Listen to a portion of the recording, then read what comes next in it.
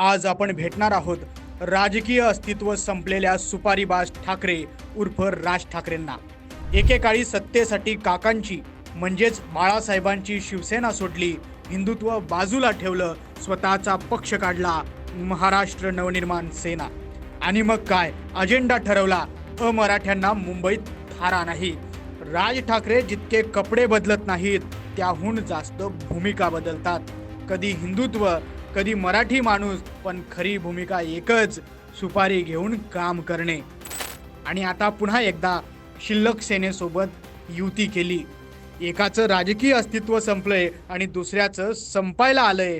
असे दोन हरलेले भाऊ 20 वर्षांनी एकत्र आलेत। एक काळ होता हेच दोन भाऊ एकमेकांच्या तोंडाकडे बघायचे नाहीत, एकमेकांना सभेत शिव्या द्यायचे। आज तेच एकमेकांच्या गळ्यात गळे घालून फिरतायत का? सत्ता आणि खुर्चीसाठी। मग काय राज ठाकरे धावपळ करू लागले, मला पण जरांगे व्हायचंय, मला पण काँग्रेस पवारांच्या मनात जागा मिळवायची। पण एक प्रॉब्लेम होता, जरांगे होण्यासाठी आंदोलन करावं लागतं, उपोषणाला बसावं लागतं। आणि राज ठाकरे हे तर दुपारी उठतात आणि सुपारी आली तरच काम करतात। त्यांच्या या वागण्यामुळे पवारांनी उद्धवला सांगून टाकलं की राज ठाकरेंना मी पण जरांगे व्हायला अजून वेळ आहे।